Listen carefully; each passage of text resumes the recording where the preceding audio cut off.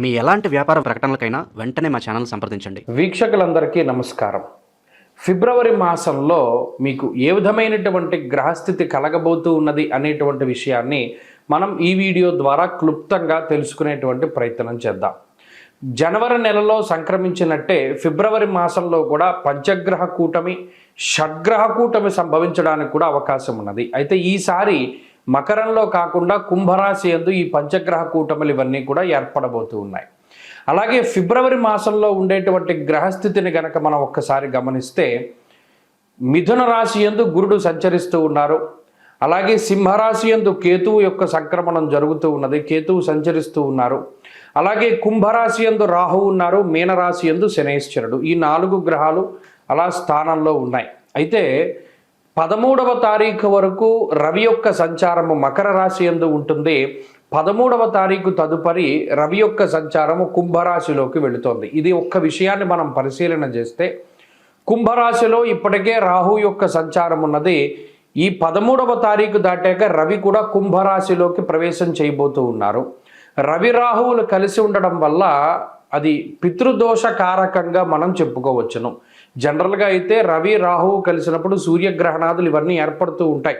అయితే ఈసారి మన భారతదేశంలో ఏ గ్రహణాలు కూడా ఇప్పుడు కనబడడం లేదు. కాబట్టి గ్రహణ సంబంధమైన విషయాలపై మనం భయపడవలసినటువంటి అవసరం లేదు. కానీ ఇక్కడ రవి రాహువులు కలిసి ఉంటే పితృదోషము వస్తుంది. ఈ 13వ తారీఖు తదుపరి ఫిబ్రవరి మాసంలో ఎవరైతే జన్మించబోతూ ఉన్నారో ఆ శిశువుల పైన ప్రభావం పడుతుంది. అందువల్ల ఎవరైనా ఫిబ్రవరి మాసంలో ఏదైనా సిజేరియన్ ముహూర్తాలు వీటి గురించి అడిగేటువంటి వాళ్ళు చాలామంది ఉంటారు. వాళ్ళకి సూచనప్రాయంగా ఒక మాట ఏమిటి అంటే 13వ తారీఖు లోపులో వీలుంటే కొంచెం పరిస్థితులు అవి సానుకూలంగా ఉంటే ఈ సిజేరియన్ అవి కూడా ముహూర్తాలు మీరు చేసుకోవచ్చును. 13 దాటిన తర్వాత రవి రాహువుల యొక్క కలయిక వల్ల పితృదోషం అనేటువంటిది ఏర్పడుతూ ఉన్నది. అలాగే ఈ పంచగ్రహ కూటములు, దేశారిష్ట యోగములు ఇవన్నీ ఏర్పడుతున్నాయి కాబట్టి అది కొంత జాతకం మీద ప్రభావాన్ని చూపెడుతుంది. కాబట్టి ఆ విషయాన్ని దృష్టిలో పెట్టుకోవాలి. మరీ కాంప్లికేట్ అయిపోతే మాత్రం అంటే ఈ లోపులోనే చేసేసుకోమని కాదు. ఏమన్నా అవకాశం ఉంటే మీకు అవకాశం ఉంటే 13 లోపులో ఈ సిజేరియన్లు ఇవన్నీ కూడా చేయించుకోవడం ద్వారా పితృదోషాదులు రాకుండా ఉంటాయి. ఇది ఒక ప్రధానమైన విషయం. ఇది మీ ఆరోగ్యాన్ని బట్టి ముందుకు వెళ్ళండి, దీంట్లో ఇబ్బంది ఏం లేదు.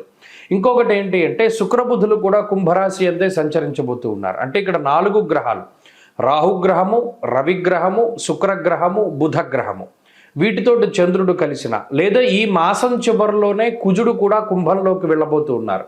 ఈ 5 గ్రహాలు వెరసి చంద్రుడితోటి కలిపి షడ్గ్రహ కూటమి కుంభరాశిలో ఏర్పడబోతూ ఉన్నది.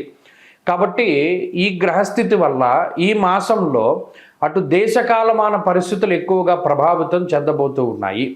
దేశారిష్ట యోగం అనేటువంటిది పట్టబోతూ ఉన్నది. ఎందుకంటే అటు కుజరాహువుల యొక్క కలయిక, అలాగే రవి రాహువుల యొక్క కలయిక ఇవన్నీ కూడా దేశారిష్ట యోగాలుగా చెప్పబడ్డాయి.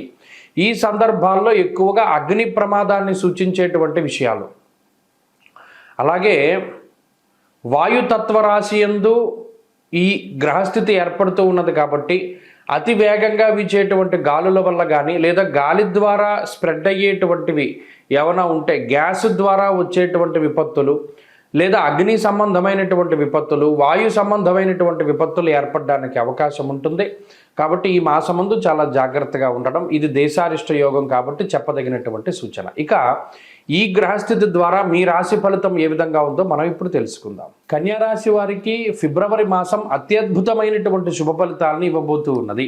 ఎందుకంటే గ్రహాలన్నీ కూడా మిశ్రమమైనటువంటి ఫలితాలను ఇచ్చేటువంటి స్థానాన్ని వదిలిపెట్టి శుభ ఫలితాన్ని ఇచ్చేటువంటి ఉపజయ స్థానంలోకి వెళ్ళబోతూ ఉన్నారు.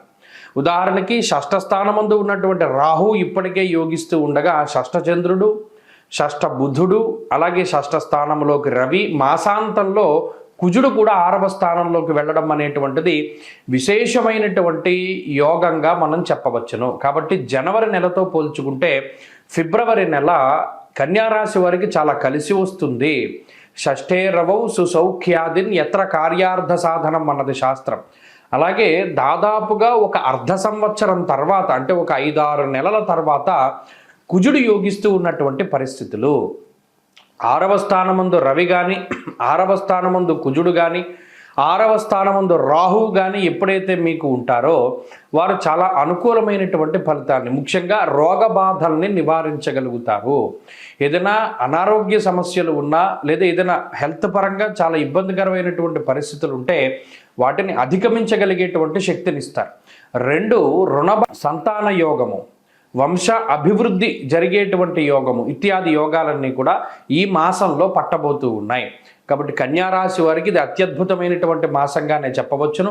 ముఖ్యంగా విద్యా సంబంధమైనటువంటి విషయాలు, చదువులకి, పోటీ పరీక్షలు రాసేటువంటి వాళ్ళకి, గవర్నమెంట్ ఉద్యోగం కావాలి అనుకునేటువంటి వాళ్ళకి, వీరందరికీ కూడా ఈ గ్రహస్థితి చాలా చక్కగా ఉపయోగపడుతుంది. మీలో ఆత్మస్థైర్యాన్ని నింపుతుంది. మీకుండేటువంటి నెగిటివ్స్ అన్నిటిని కూడా తగ్గిస్తూ ఉంటుంది ఈ గ్రహస్థితి. కాబట్టి ఇది మంచి తరుణము. ఫిబ్రవరి మాసం చాలా అత్యద్భుతము. మీరు మరింత అనుకూలమైనటువంటి ఫలితాలని పొందడానికై ఈ రాశి వారు, అలాగే కోర్టు కేసులకు సంబంధించినటువంటివి కొంచెం మీకు పాజిటివ్గా రిజల్ట్ రావడానికి అవకాశం ఉంటుంది. శత్రువుల పైన పరిపూర్ణమైనటువంటి విజయాన్ని సాధించడానికి ఈ గ్రహస్థితి అవకాశాన్ని కల్పిస్తూ ఉంటుంది. 6వ స్థానమందు ఉన్నటువంటి కుజుడు శుభ కార్యక్రమాలు జరిగేలా చేయడము, అలాగే ఏదైనా నష్టద్రవ్యాన్ని తిరిగి సంపాదించడం. గతంలో పలానా చోట ఇన్వెస్ట్మెంట్ చేశాను, డబ్బులు రాలేదు, స్టక్ అయిపోయాయి, అవి తిరిగి వచ్చేటువంటి పరిస్థితులు. లేదా ఏదైనా గతంలో పలానా పెట్టుబడి పెట్టి నష్టపోయాను, మరలా వాటిని సంపాదించుకోగలిగేటువంటి శక్తిని, అంటే నష్టద్రవ్య పునఃప్రాప్త్యర్థ సిద్ధి అంటారు, అంటే దాన్ని కలగజేస్తుంది ఈ గ్రహస్థితి. కాబట్టి అన్ని విధాలుగా కూడా అటు ఆరోగ్యపరంగా, ఐశ్వర్యపరంగా, సామాజికంగా ఏదైనా ఒక ఉన్నతమైనటువంటి పదవి కోసం ప్రయత్నం చేస్తూ ఉండేటువంటి వారికి పదవీ ప్రాప్తి, బాధల నుండి బయటపడేలా చేస్తారు. అంటే ఏదైనా పలానా వస్తువు తాకట్టు పెట్టాం, ఏదైనా గోల్డ్ లోన్ తెచ్చుకున్నాం, గతంలో అవసరం అయ్యి దాన్ని తీర్చగలుగుతారు. ఎవరికో ఏమో వారు తిరిగి మీరు చెల్లించగలుగుతారు. లేదు సకాలంలో మీరు వడ్డీలు కట్టగలుగుతారు, సకాలంలో మీరు అప్పులు తీర్చగలుగుతారు. మీ మాట పోకుండా చక్కగా మీరు తీసుకున్నటువంటి రుణాన్ని మీరు మాఫీ చేసుకోవడం కానీ, లేదా సకాలంలో వారికి డబ్బు చెల్లించడం కానీ, ఇవన్నీ కూడా జరుగుతూ ఉంటాయి. ప్రత్యేకించి అమ్మవారి యొక్క ఆరాధన చేస్తూ ఉండడం చెప్పదగినటువంటి సూచన. ప్రతి శుక్రవారం నాడు అమ్మవారి ఆలయ దర్శనం, అష్టోత్తర పారాయణం మంచి ఫలితాన్ని ఇస్తుంది.